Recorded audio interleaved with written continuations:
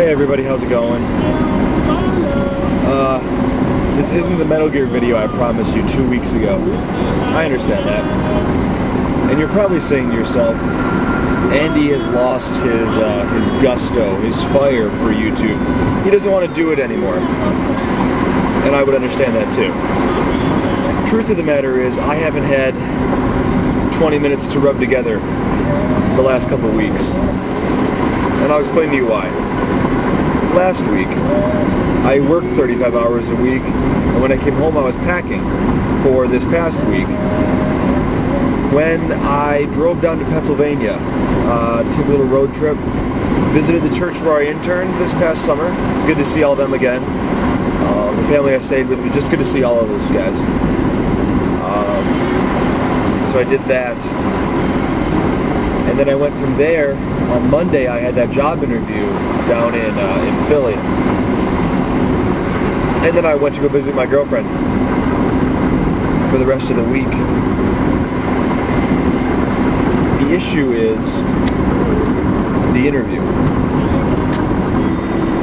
Now, here's a trick I've learned to get yourself not nervous about an interview.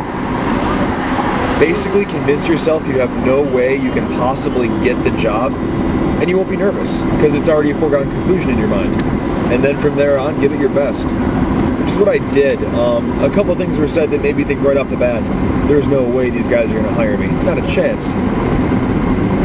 So I go through the interview, and much to my surprise, they asked me questions, I answered honestly, and they stopped me a couple times and said, that's good, that's what we want to hear. All right, that's good, perfect, that's what we wanted to hear. And I thought, oh, cool. I've given them a little hope that there's somebody out there who can possibly be right for them, but it's not going to be me. Anyways, after the interview's over, they give me a tour of the church, which seems promising, right? And while we're on the tour, they say to me pretty much, we'd love to have you on staff. We want to hire you. You got the job. I was so thrilled. I was like, yes, I got the job. I waited a whole summer for anybody to call me. And I only get one phone call. So I'm freaking out. Man, this might not be it. This might not be the job.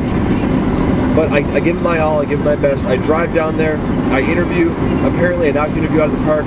I got the job. And he said this to me. He said, you have the job. And I was happy for about 30 seconds. And then I got really scared and really neurotic and nervous. And I said, you know, there's no guarantee I'm going to be good at this. I don't know what I'm doing. Are these people aware that I have zero experience whatsoever? Yeah, I know. I interned for a summer. And I know I went to school. But as far as years of on-the-job experience, I have zero. They said they were looking for somebody who was teachable as opposed to somebody who had all the answers. And I respect that. But at the same time, I find it funny that I can only be happy for myself for about 30 seconds before I freaked out and just went crazy. And then I call home and tell my parents I got the job. And they're, I don't know, my mom was still crying when I hung up the phone. And you might think that's a funny joke. Oh, she was crying. No, seriously. She was still crying. And they weren't tears of joy. They were tears of, why do my children have to move away? So there's stress I don't need, but that's kind of where we find ourselves. But yes, I'm a little neurotic, I'm a little crazy, but I spent the last week with Erin and I talked to her. She's got this tremendous ability to talk me down away from the crazy, which I appreciate. So she convinced me, you know, of the truth actually. The fact that I've been going to school for 4 years to have the training necessary. There's a ton of guys out there who don't have any training. And that's not to say that they're going to do a bad job, but my training can only help. And I do have some experience in terms of the internship, and that went really well. And they wouldn't have hired me, they wouldn't have agreed, this room full of people wouldn't have all said, yes, let's do it, if they thought that I was a complete schmuck. So I didn't want to do a vlog like this. I didn't want to make another video where I'm just talking at the camera, because you guys don't want to see that. Or maybe you do. And if you do, I appreciate it. Thank you. But this is important. I wanted to document this. And this is a turning point. I'm no longer, you know, a goofy college student. And just let me point something out to you. 6 months ago, you know what I was doing 6 months ago? I was having Donkey Kong tournaments with my buddies at college.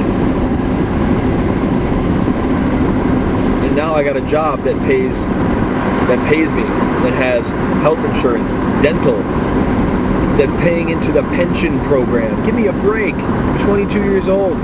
This is a very stark, you know, 180. Kind of forcing me toward maturity, whether I'm there or not. But I'm excited. This video is a turning point. This is the point where I have to stop being terribly immature and kind of step up to the plate. And I think I can do it. I think I'm ready for it. I finally have convinced myself after almost a week of knowing I have this job that I can do it. So now it's just a matter of doing it. So thank you all for bearing with me this long on the journey. I go back down next weekend, actually. I'm driving back to Buffalo right now, so that on Friday I can turn around and drive back to Philly. So, yeah, I'm going back down there for a candidating Sunday, which basically just gives me the opportunity to look at the church and say to them, I don't want to do it.